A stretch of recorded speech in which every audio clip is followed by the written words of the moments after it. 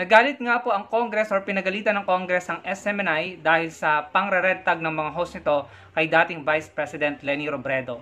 Ang sabi dito sa balita, several lawmakers scolded SMNI over some of its hosts' baseless red tagging. Sabi diyan, baseless red tagging of former Vice President Leni Robredo and several other lawmakers, with one solon labeling it a tool for misinformation.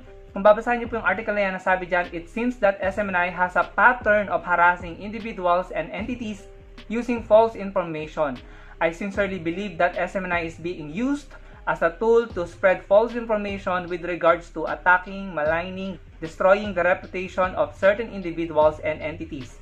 Surigao del Sur 2nd District Representative Johnny Pimentel said. So sinabi dyan ng mambabatas na tila nagagamit ang SMNI bilang tool for misinformation. Ang tingin na nga ng mga netizen, ng mga tao sa SMNI is isang makinarya for propaganda machine. No? Yan yung nababasa ko sa mga comments na nakikita ko patungkol sa nangyayari ngayon sa SMNI. And nakakalungkot lang na ngayon lang nila nakita, ngayon lang sila nagsalita patungkol sa red tagging kay dating Vice President Leni Robredo. Ang tagal ng ginagawa yan ng mga host ng SMNI. May mga videos, no? At inadapt yan, in-amplify ng mga supporters nila, ng mga DDS, no?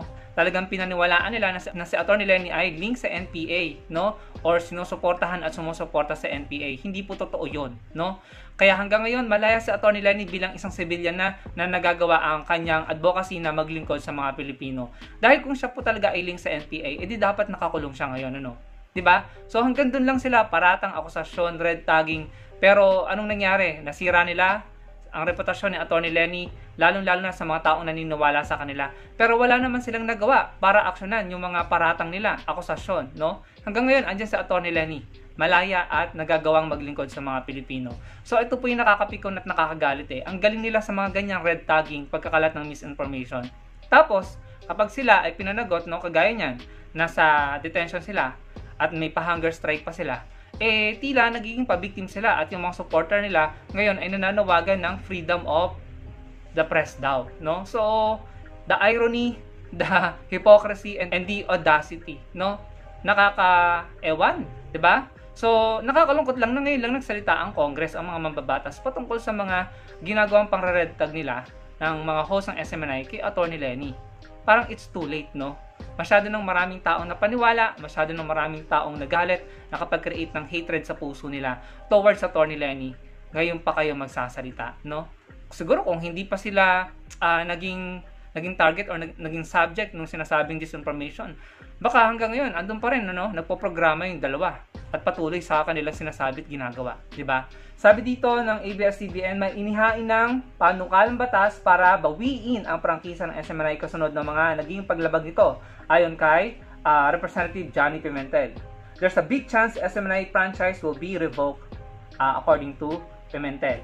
O bukod doon, ito naman, sabi ng SMNI dito, bumuhos ang iba't ibang pakikiisa at suporta ng malawak na mamamayan para ipanawagang palayain sila ka Eric at Doc Lorraine.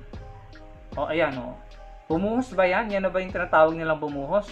Mabibilang mo sa daliri yung mga naandyan.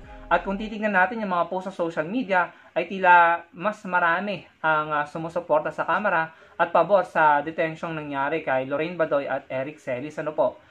And ito si Jason Sa, ayan o, tila umepal na naman patungkol nga po dyan sa issue ng SMNI at saka nila Lorraine Badoy.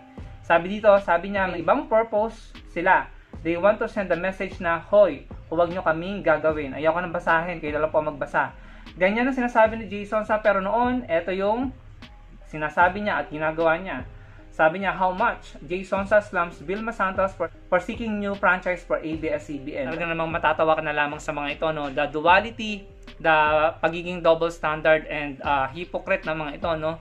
Nung sa ABS-CBN, alam naman natin kung ano yung narinig natin sa kanila, naging reaction nila at kung ano yung mga sinabi nila, no, nung napasa ng ABS-CBN. Ngayon, kakubal nila yung nagigisa. Ito sila ngayon, ano, parang tila nakalimutan yung mga pinagsasabi nila about ABS-CBN, ano po. So, talagang ang hirap maging kaibigan or maging kapanalig ng mga ganitong uring tao na may ganyang uri ng karakter, ano po. So, ayan, talagang siguro talagang may panahon para sa mga pagbawi at saka pagsingil sa mga ginawang hindi tama, no?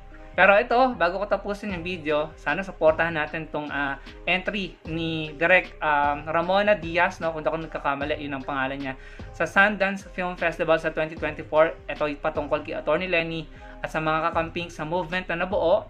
Ang title ay And So It Begins, no? Documentary film po yan about sa movement na nabuo during 2022 election, ano, na pinangunahan ni Senator Kiko at Atty. Leni Robredo. Nasa palagi ko hanggang ngayon ay buhay na buhay pa rin, especially voluntarism via Angat Buhay. So sana po masuportahan natin yan at gawin nating history, no, na maging box office hit at panoorin natin kung yan man ay mailalagay sa mga sinihan or sa Netflix, na mabalikan natin yung mga memories, mga alaala during our campaign. Talagang kakaiba po yung experience ng 2022. Masarap pa rin sa pakiramdam na na-experience natin yung movement na yon, and proud tayo dahil yung alam natin na maayos, malinis yung track record ng mga taong sinuportahan natin, ano.